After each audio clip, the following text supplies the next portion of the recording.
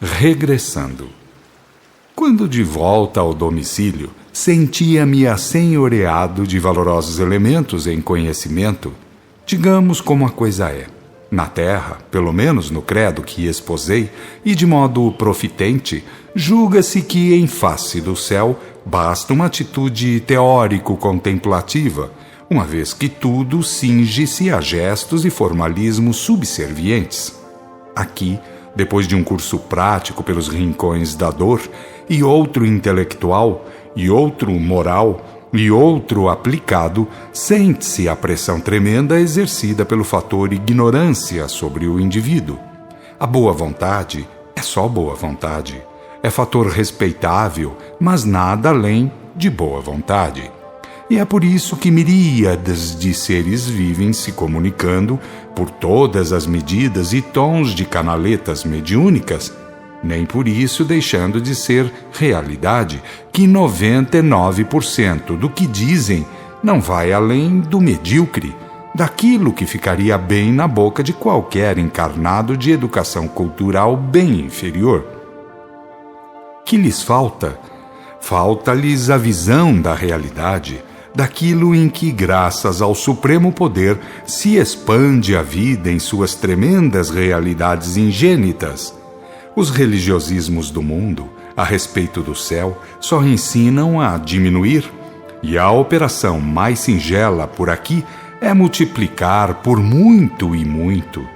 Eis, portanto, que o candidato a morto, em alguns credos formado, é antes de tudo preposto aos porões da atividade.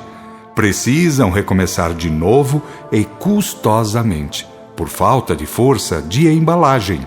E disso devem estar cientes todos aqueles que assistem às sessões de espiritismo. Quase tudo ramerrão, cópia rasa do linguajar dos planos da carne.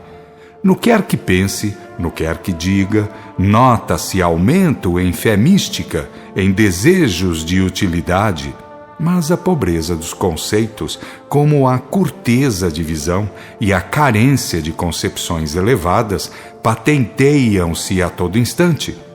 Noto isso em mim mesmo. Por que, pois, não dizê-lo? Confessar tal verdade seria crime?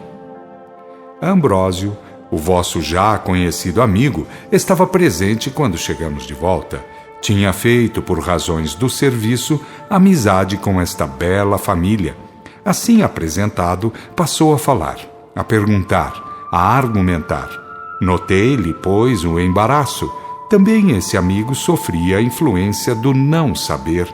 Também não tinha tido no mundo um bom roteiro intelectual sobre as coisas daquém-túmulo. Admirava-se com pouco e com menos ainda se contentava.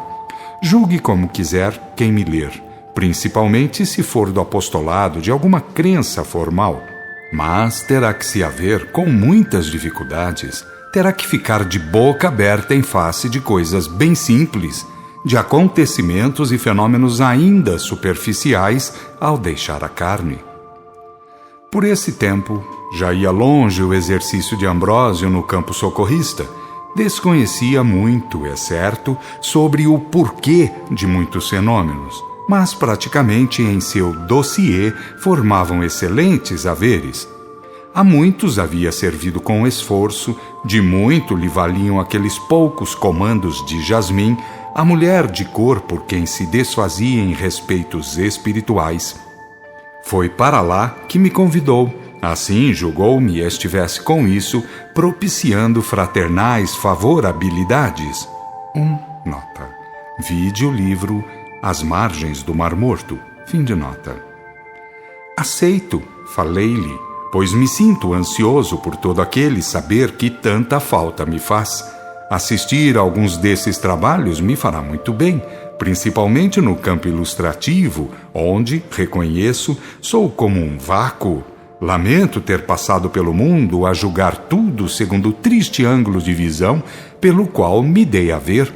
Sei que perdi oportunidades, muitas e sublimes oportunidades. É de fato um crime o dispensar a alguém os elementos de aprendizado que da encarnação decorrem, por franca aceitação de um postulado dogmático e idólatra. só aureolado pelo vazio de uma fé contemplativa, formal e levianamente antirracional. Conte, antes de mais nada, com o que de mais alto lhe aponta a direção intelectual do planeta. É de cima que administram, e isso o sei bem, mesmo tendo de confessar que nada sei de particularidades a si referentes. Fico-lhe, amigo Ambrósio, imensamente grato pela amizade proposta em serviços cooperadores. Com mais alguns amigos dessa ordem, estarei devendo ao Supremo Espírito a minha dívida de gratidão. É uma bênção do céu ter bons amigos. Muito maior bênção é já estar compenetrado de que em Deus não existem mágicas e nem sortilégios, e sim lei de relações, de causa e efeito.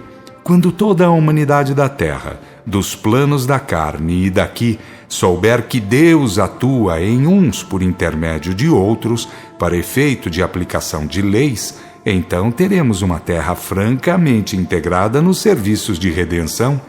Desse dia em avante, começará a diminuir o número dos que pranteiam e se debatem em misérias de toda a ordem, porque o que de fato falta para a boa realização social é simplesmente a consciência do fator básico, que é fraternidade exercitada destemidamente.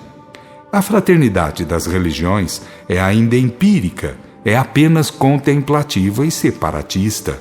Falar no amor ao próximo e virar o rosto ao topar com o semelhante caído numa sarjeta, ou deixar de pagar uma dívida, ou passar avante uma calúnia, essa é a fraternidade das religiões e dos religiosos, por enquanto, e isso é hipocrisia. Levantemos, no mundo, o estandarte do cristianismo do Cristo, daquele vivido pelo Divino Mestre nas ruas, nas praças, nos desertos e nos casebres, à custa do culto mediúnico, o mais ostensivo. De tal modo convidaremos os homens do plano da carne a considerar sobre estes países que eles mesmos hão de tecer raciocínios melhores sobre a justiça divina, que age no indivíduo de dentro para fora. E quando o homem souber bem que se tem assim como se fez, então estará ele preparado para melhores lanços em busca de si mesmo.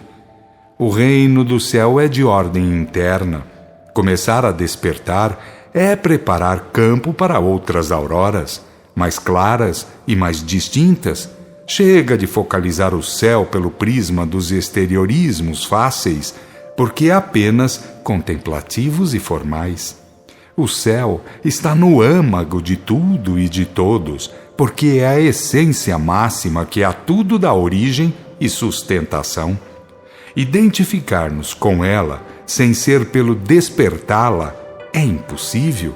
E isso devemos relembrar aos homens em geral. Relembrar, sim, pois apenas estamos repetindo velhíssimas lições que foram transmitidas pelos grandes arautos do Senhor, desde os Vedas, passando pelos Budas, por Rama, pelos Zoroastros e pelos Hermes, pelos profetas e tantos mestres de verdade. A Terra está passando por tremenda convulsão transitória, como premissa de ingresso em ciclo superior de civilização. Cumpre a todos essa compenetração para que a lei de equilíbrio do fenômeno não seja obrigada a agir violentamente, causando maiores dores do que aquelas julgadas indispensáveis, porque há necessidade de abalos. Consideramos, porém, ser obrigação geral o fazer que não se prolongue, para além do necessário, os cataclismos que assolam a humanidade do presente ciclo.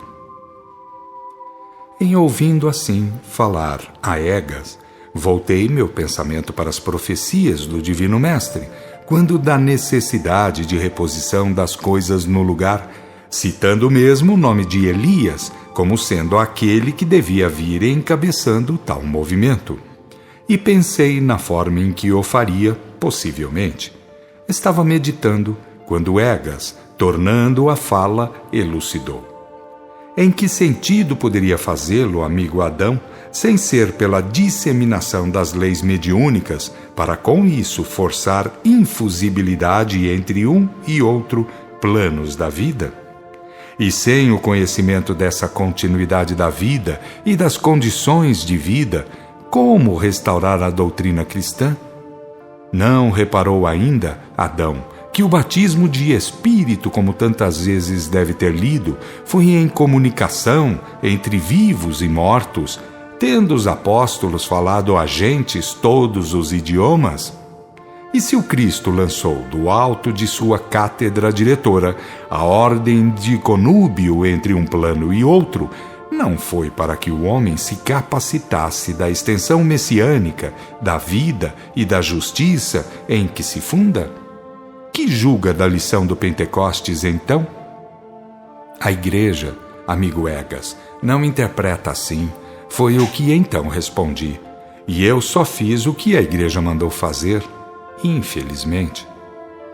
Por causa da Igreja é que estamos trabalhando pela disseminação da doutrina do Cristo. Sem corrupção, não haveria necessidade de restauração. E o Consolador é em si a verdade que no Pentecostes fluiu da orientação do Senhor. Assim como o Divino Mestre passou pela vida em perene contato com o mundo dos espíritos, expelindo maus, confabulando com os bons, curando mediunicamente, assim também terá que fazer o seu discípulo. Sem esse conhecimento, como chegará à compreensão da suprema justiça?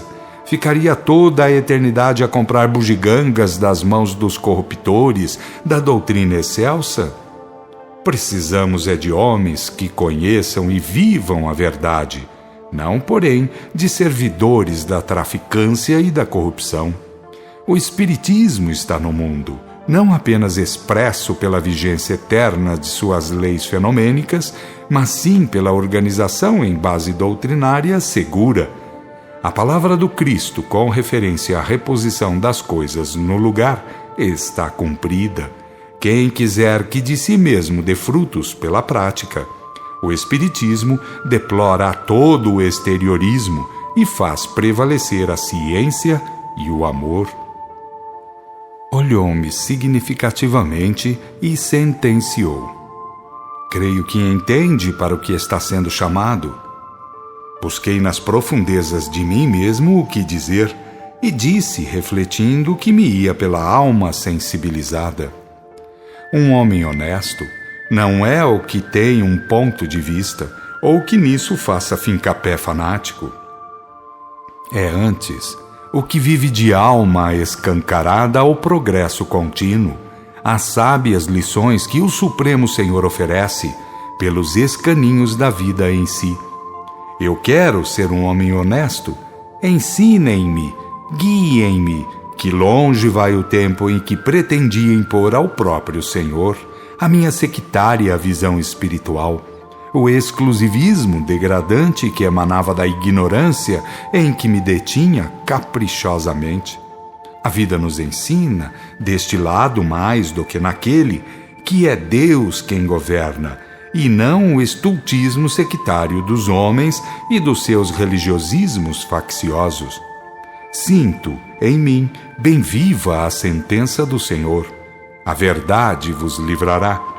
Não disse o Senhor que a libertação viria pela religião, mas sim pela verdade. Egas sorriu, seus olhos brilharam mais e sua boca moveu-se para dizer: a religião salva, a religião liberta, mas é a religião com R maiúsculo. Quando o homem fizer do culto da verdade a religião, então, amigo Adão, aparecerá no mundo quem diga com propriedade: a religião vos libertará. Isso acontecerá. Era a hora da refeição, naquela duplicata etérea da terra. Sofia, a mãe de família, convidara-nos ao ato, e comemos e bebemos daquilo que convinha e condizia às nossas necessidades. Cada plano, como seja mais ou menos eterizado, assim confere elementos.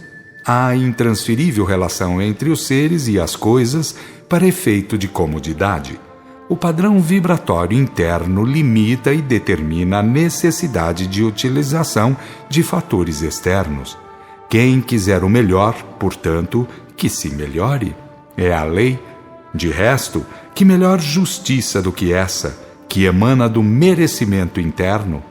Entender as leis vibratórias é como entrar para um curso de aperfeiçoamento. Só resta exercitá-lo praticamente.